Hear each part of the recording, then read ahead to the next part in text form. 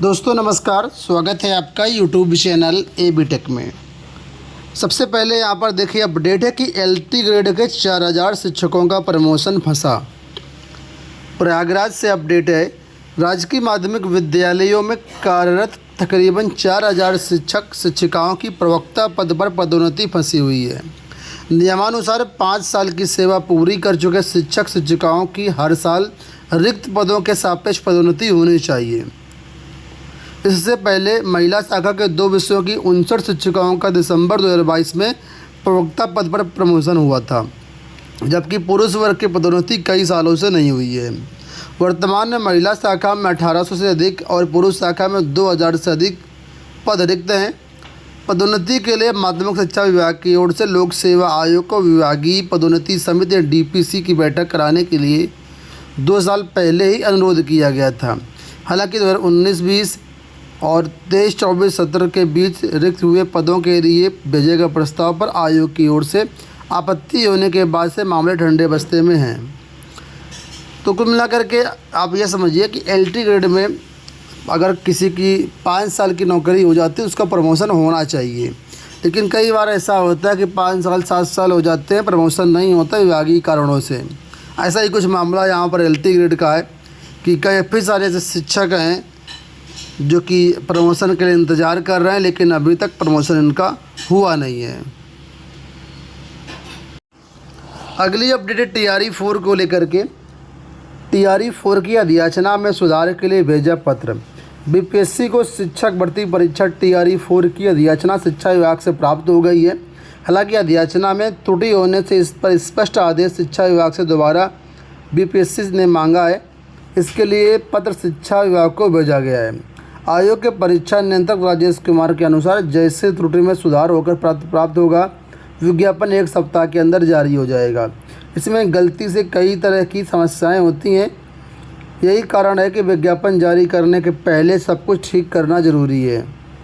ऐसे में अभी अभ्यर्थियों को आधिकारिक विज्ञापन जारी होने का इंतज़ार करना होगा। आयोग और शिक्षा विभाग आरक्षण रोस्टर, अतिथि शिक्षकों की वेटेज आदि बिंदुओं पर मंथन कर रहे हैं। इधर बिहार यूनियन स्टूडेंट के प्रदेश अध्यक्ष दिलीप कुमार ने सरकार से 4 दिनों में टीआरई 4 का विज्ञापन जारी करने की मांग की है। तय समय में विज्ञापन प्रकाशित नहीं होने पर आंदोलन की चेतावनी भी दी है।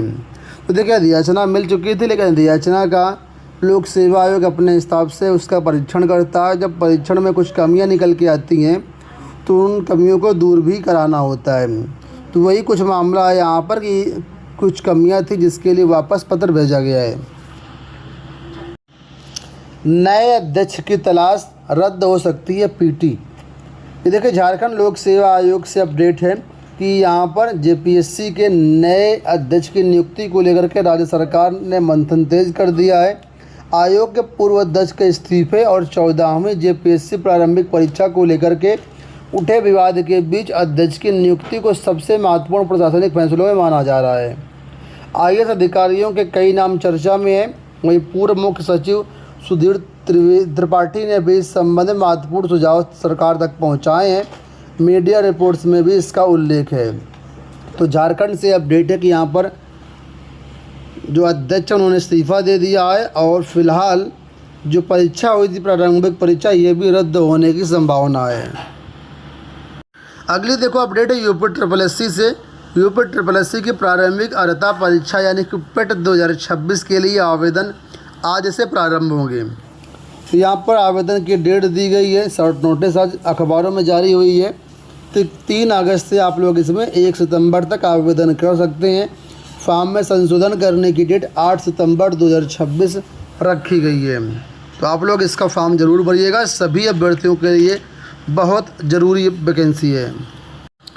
यहाँ देखिए अपडेट है कि 9 साल में 500 परीक्षा केंद्र बनाने थे, योजना बनाकर गिनती भूला एनटीए।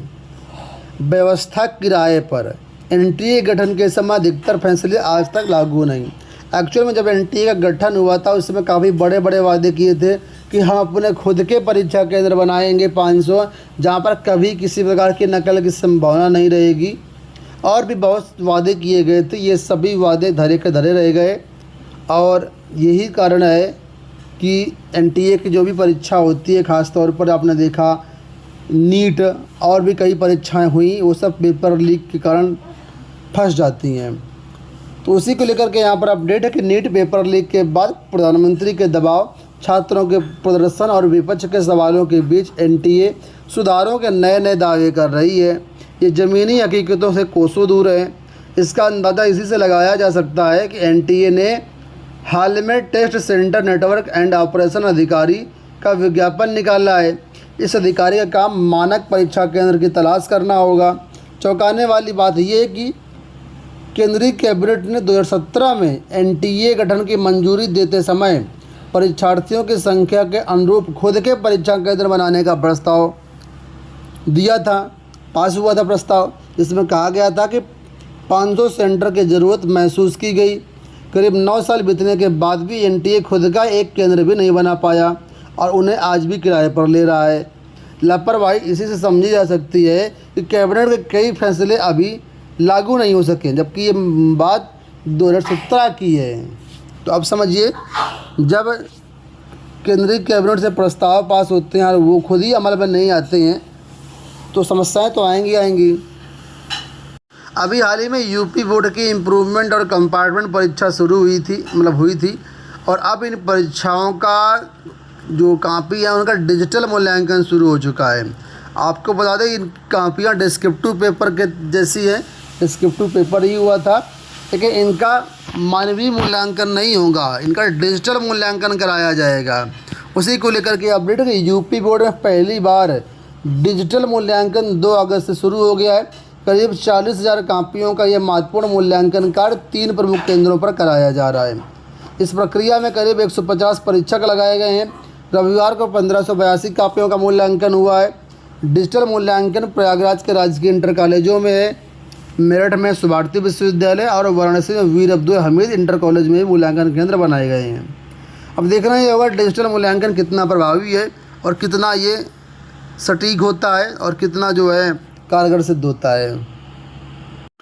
पीटी को लेकर के अपडेट है कि पीटी 2026 में गड़बड़ी पर होगी कड़ी कार्रवाई। आयोग ने दी चेतावनी, भविष्य की परीक्षाओं से भी किया जा सकता है बाहर। यूपी ट्रिपल की पेट 2026 को लेकर के चेतावनी जारी की गई है कि यदि इसमें पेपर लीक, छद्म परीक्षार्थी, संगठित नकल या किसी भी तरह की गड़बड़ी करने पर कठोर कानूनी कार्रवाई होगी। ऐसे मामलों में भारतीय न्याय संहिता उत्तर प्रदेश सार्वजनिक परीक्षा अधिनियम 2024 के तहत मुकदमा दर्ज कराया जाएगा। दोषी अभ्यर्थियों को न केवल संबंधित परीक्षा बल्कि आयोग की भविष्य की सभी परीक्षाओं से भी बाहर किया जा सकता है। पेट 2026 के लिए सोमवार से ऑनलाइन आवेदन शुरू होंगे। तो आज से आवेदन शुरू होंगे। governmentjobcenter.com पर जाकर के आप आवेदन कर सकते हैं। अंत में प्राथमिक शिक्षक भर्ती को लेकर के अपडेट है एक महत्वपूर्ण, यूपी 1 लाख शिक्षक भर्ती, ये हैशटैग रखा गया। सुबह 9 बजे से ट्विटर पर कैंपेन है।